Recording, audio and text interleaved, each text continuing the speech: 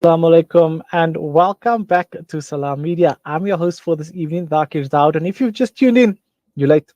You missed out on what was one of the best interviews that we've had on Salam Media.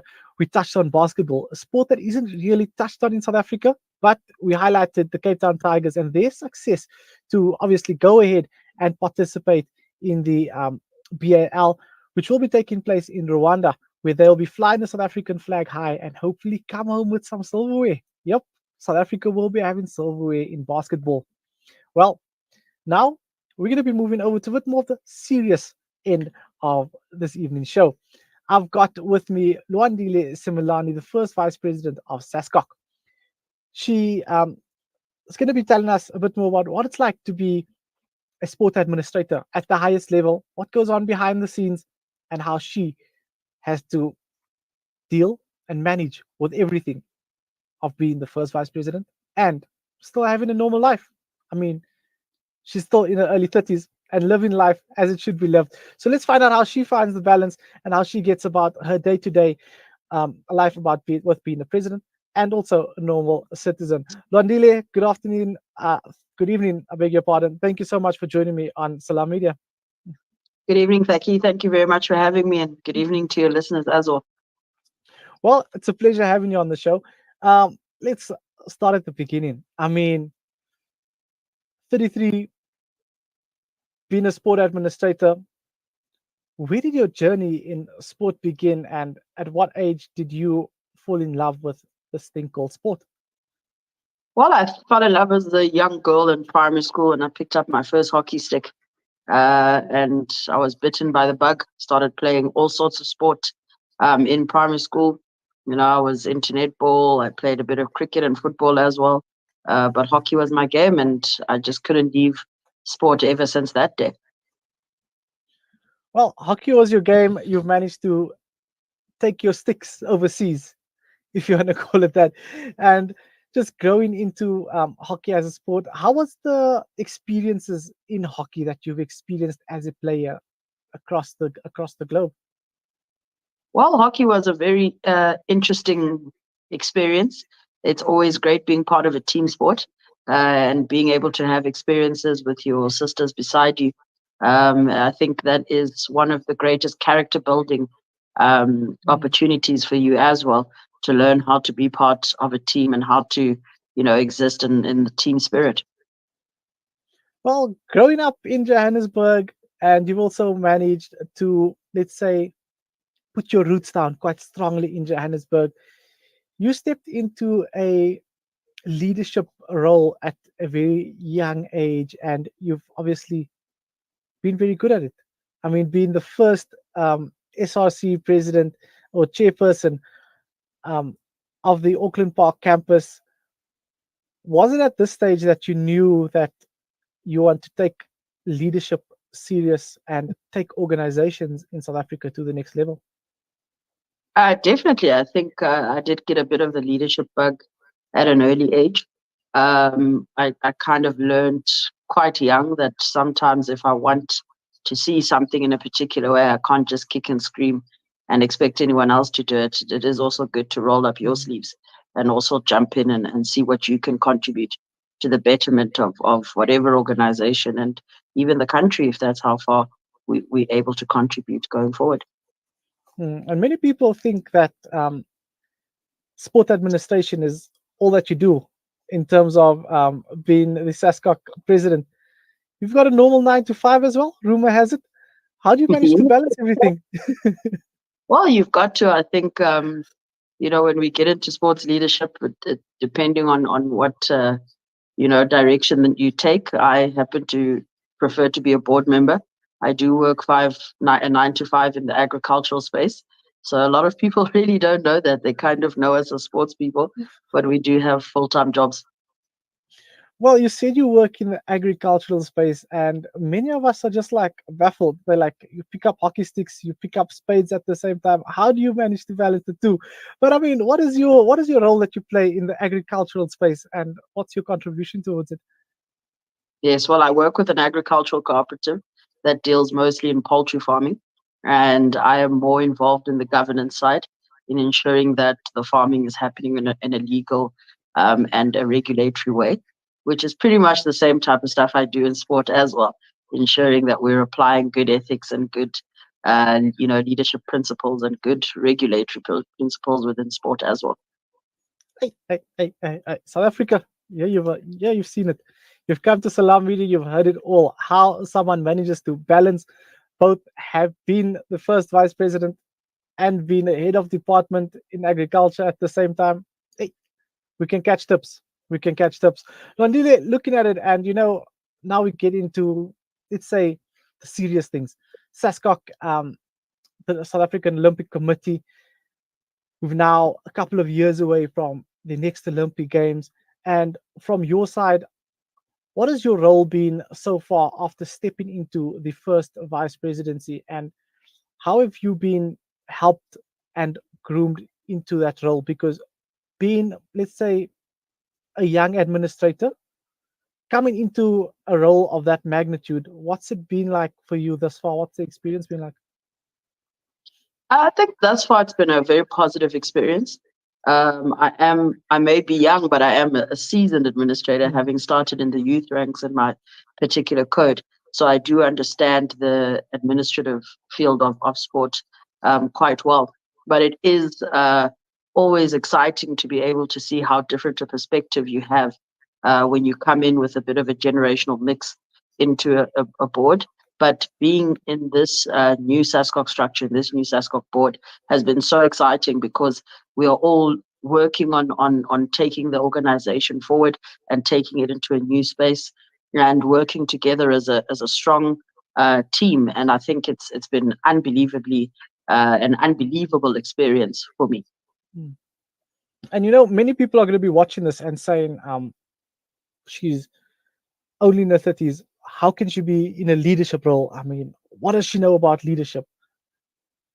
Can you please tell them your administrative age so that people can balance it up quickly and level it out so that they know that, yes, you might be in your 30s, but your years and experience that you've spent as a sport administrator could be equal to someone who's in the 70s and just started a couple of years ago.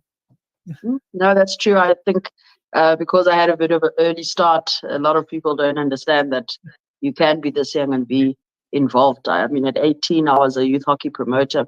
And then at the same age, I was elected to serve on the international youth hockey structures, which was called the Youth Hockey Panel. And then at about 24, 25, I was elected onto the board of SA Hockey. And then at about 26, 27, I became the vice president of SA Hockey. And then at the age of 30, I was elected for the first time onto the board of SASCOC.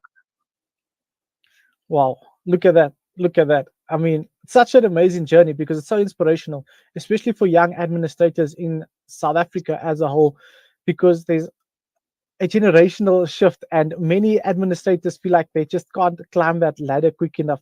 What is it like for you stepping into a board with, let's say, a couple of generations between you and your fellow board members and, just trying to sell your ideas and how things should be done in 2022, for example? I think it's been great. It's always a nice opportunity to be able to get older people who are willing to listen to new ideas and who are willing to listen to how the other people see the world now in terms of our generational view.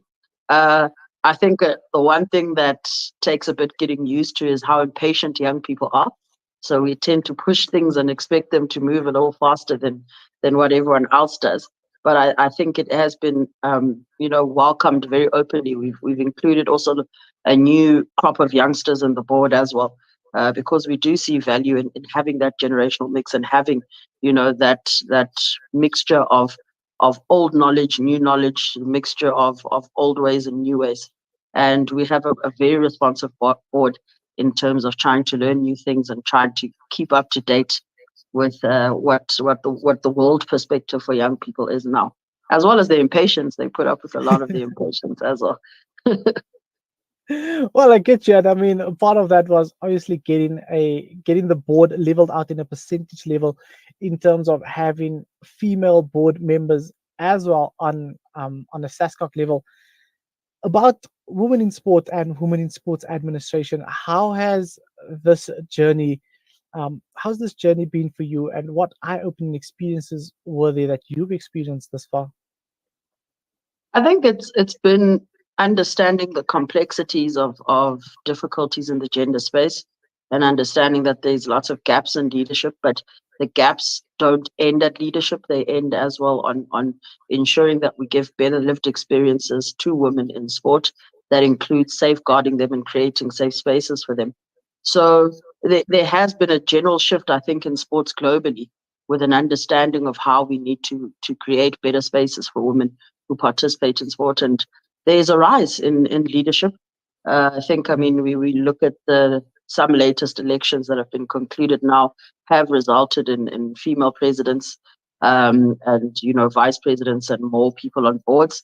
The SASCOC board itself, for the first time in history, have a majority female board. And for the first time, we have 2 female vice presidents.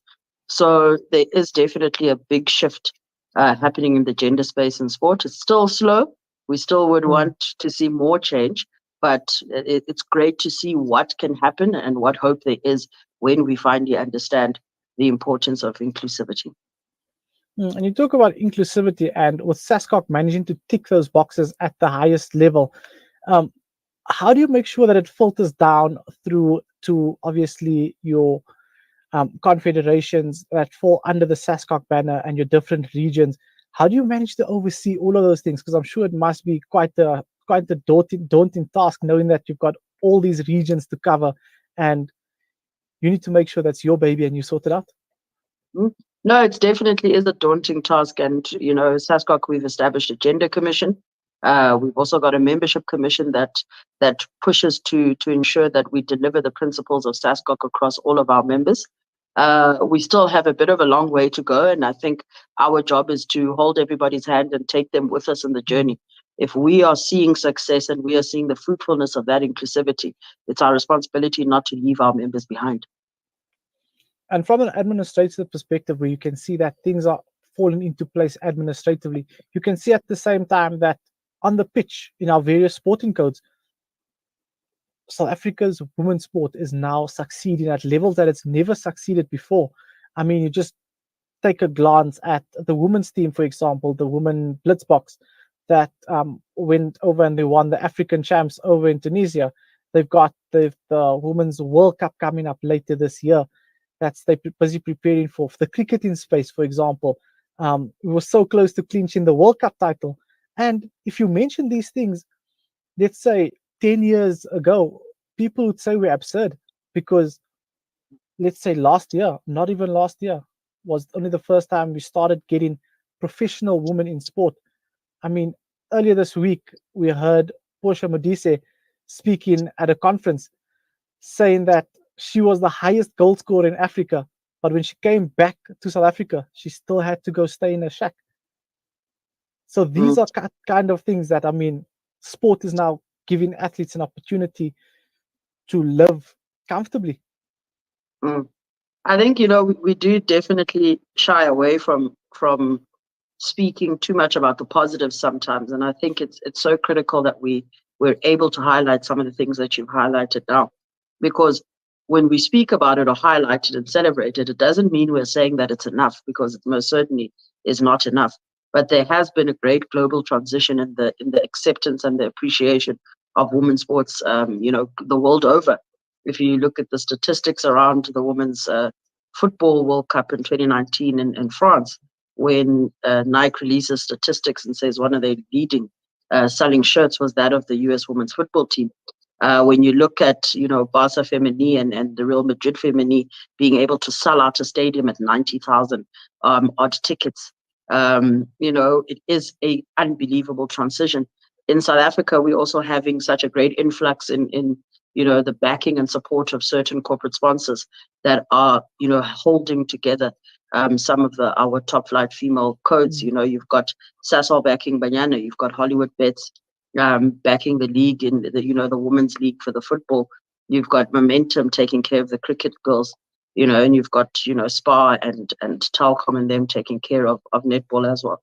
So it's important for us to also understand that as much as the transitions in believing in the growth of women's sport in this country can sit in the boardrooms of sports administrators, it also is a critical requirement for corporates to come on board, but equally so for South Africans to actually get their bums on seats and start supporting women's sport. No, definitely. And I like the fact when you brought the corporates involved, because, many corporates, if you look at it from a professional perspective and a professional sporting perspective, want to see the return on investment.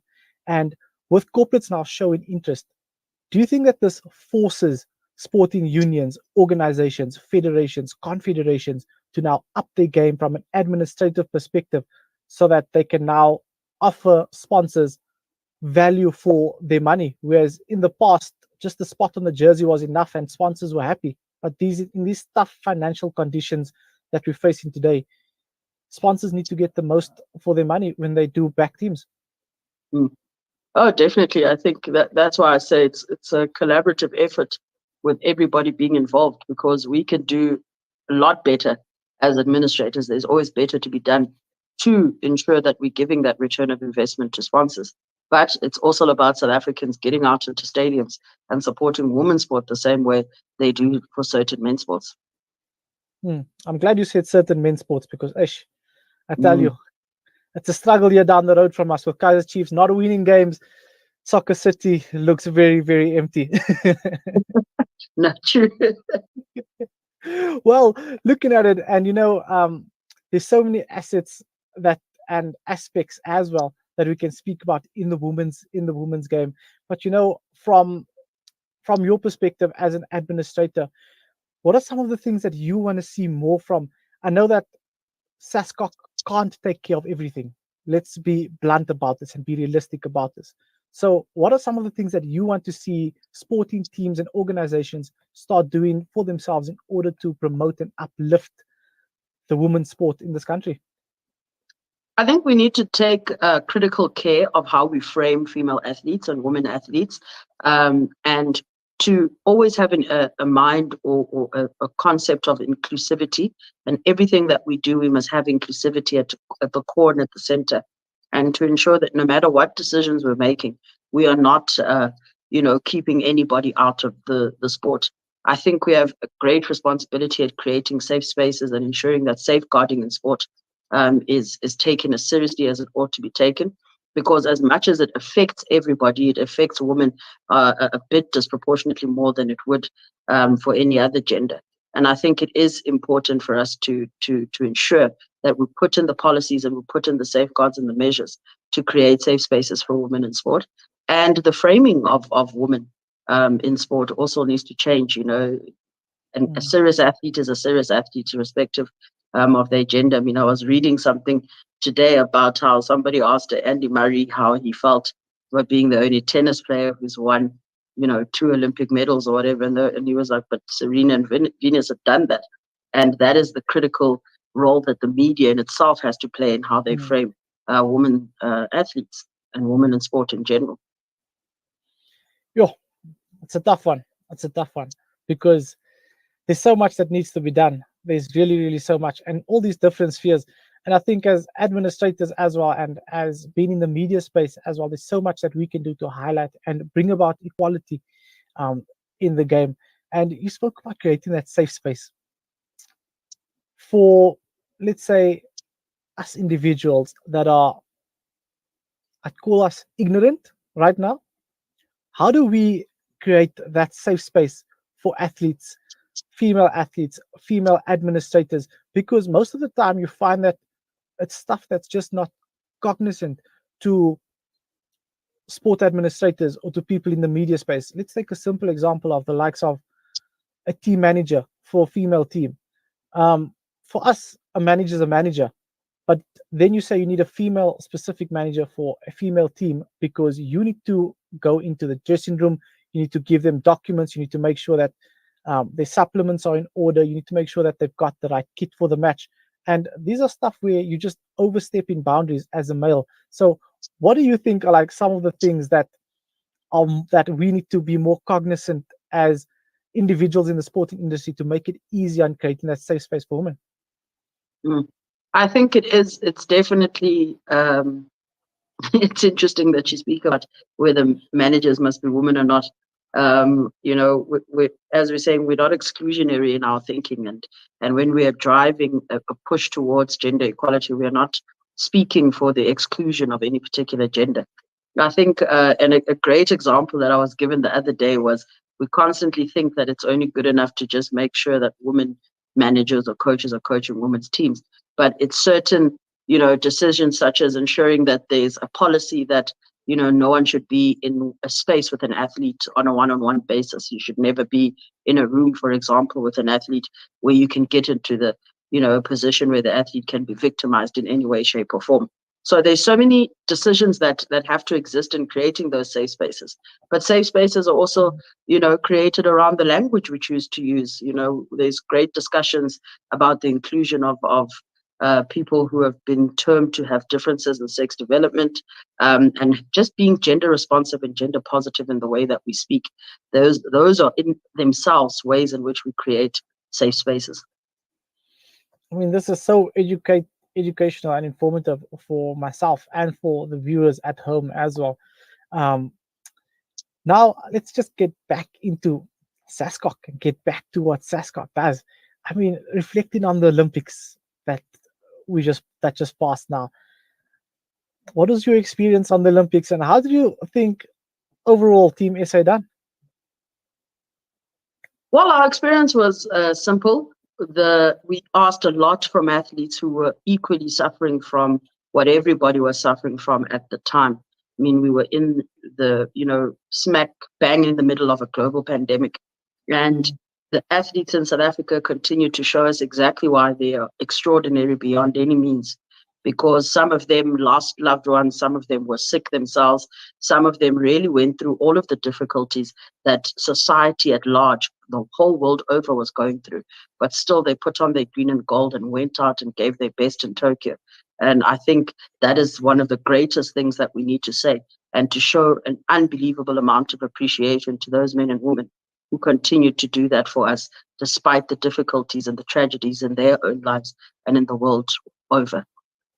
And I mean, it was quite nice seeing the balance. I mean, from the ages of the athletes in the pool to the gymnastics arena. I mean, it was phenomenal. To even our seasoned campaigners, it just seems like our age groups in South Africa in producing world-class athletes are becoming younger and younger, and also the age that they can maintain that and keep it up is becoming older. So that means that our chances of bringing more silverware home is definitely looking on the rise. Of course, I mean, there's a special way in how we're creating South Africans here, and the sports field is one of the greatest ways in which we show the true, spirit of our country. And that is true. I mean, we had for the first time ever skateboarders at the Olympics. South Africa had its first gymnasts that they've sent that have been able to qualify for the Olympics at the last Tokyo. We had the first ever surfing tournament, and we were able to medal in that. So there were a lot of firsts, there were a lot of excitements, there were a lot of personal bests for some athletes. There was a lot of prospects for the future that were also shown. So it's quite exciting as we march on towards Paris to have seen, despite everything, what our athletes could still have delivered. I like the fact that you said despite everything, because if you look in the world now, yes, COVID-19 is still around, but it's somehow become a thing of the past. However, it still affects athletes quite a bit in terms of preparation and things like that. So, how is SASCOC preparing for 2024? Well, our eye currently is on the Commonwealth Games, which will be happening in July this year in Birmingham. So that is the big focus now, and we're hoping that that will also be used as a preparatory tournament for some of the athletes who qualify, whose codes qualify for the Olympics, and they will also be at the Commonwealth Games. So that is one such. We are hoping to not experience the same problems that we did have leading up to Tokyo, where we had a lot of travel bans and a lot of travel restrictions that then disallowed some athletes to be able to go and participate in international qualification tournaments. So we're hoping that we're not going to have that situation going forward. But first key step is to do our best at the Commonwealth Games in July, and then we can start assessing exactly where we are going forward for Tokyo. I mean, for Well, Paris, sorry. yeah, we're definitely looking forward to it from our side, and I'm sure that you are as well from your side. And you know what? I think that we could fare up pretty well because right now, the more athletes we get competing, the more opportunities there are to medal. I mean, if you just look at the level that we're competing on at the moment, it's phenomenal. And it's not a fact, it's not a matter of just, we're not just attending, we're actually competing to medal at every event that you find South Africans in. And I think for us to get on that level, it must take quite a bit. From an administrative perspective, Lwandile Simelane, what can we expect from you? And where can we expect, which spaces can we expect to see you or expect to see more of you in the years to come? Yeah, definitely. I think pushing a lot of gender work as the chairperson of SASCOC's Gender Commission as well. So you'll definitely see me on that soapbox fighting for the rights of all displaced people on the basis of their gender. Um, Definitely will be continuing to roll up my sleeves and assist in bringing forth the dream and the realization that the members Mm. have of a new, clean, ethical, healthy, united SASCOC, which we're currently experiencing now. And yeah, and I continue to serve my sport of hockey, and yeah, I hope to do more work in the continent and definitely more work internationally. Well, most definitely. And we're looking forward to that. I mean, the world's your oyster. We've seen lately the likes of Patrice Motsepe taking up administrative roles in Africa, the continent for that matter, and the likes of Jessica Mutawang as well. And next up, we're looking at you. So no pressure. I'm just saying, no pressure. You're doing No a good pressure job. taken at all, but we definitely wish all of those who are serving our in the name of our country in continental and international bodies the best of luck, and they have all of our support as well. Well, seeing that we're on that, you kind of just stole my closing. But we wish you all of the best as well, and all the best on your journey going forward as an administrator. And we wish you all the best with the challenges that you face as an administrator as well, because we know it's a day to day having your gloves on, even if it means no physical gloves, just a pen in your hand or your keyboard in front of you. We know what it's like to be an administrator, and all the best for that. Good luck on your journey as well. We wish you all the best from Salam Media, and we hope that you can take sport in this country from this level to greater heights that we've never experienced before. Thank you very much. Thank you for having me. It's always a pleasure. That was Lwandile Simelane, the first vice president of SASCOC, giving us a bit of a background as to how she got into sport administration and some of the challenges that she faces as an administrator, as well as what SASCOC has planned for the Olympics coming up and the Commonwealth Games as well. So there's so much that she's touched on in just these few minutes. If you've missed any of the interviews, even you can get it on our social media platforms, as well as the podcast that will be available on the website. So um, that was Cape Town Tigers first up, and then we chatted to Lwandile Simelane. So thank you so much for everybody, the listeners and the viewers, for tuning in, and we hope that you interact and engage with us on social media. Well, till next week, chat to us, tell us what content you want to see on the show, and we'll make sure to happen. From myself, Thaakir Dawood, the team at the back, Salilo, Nasreen, and everybody that helps put this show together, we thank you. Assalamu alaikum wa rahmatullahi wa barakatuh.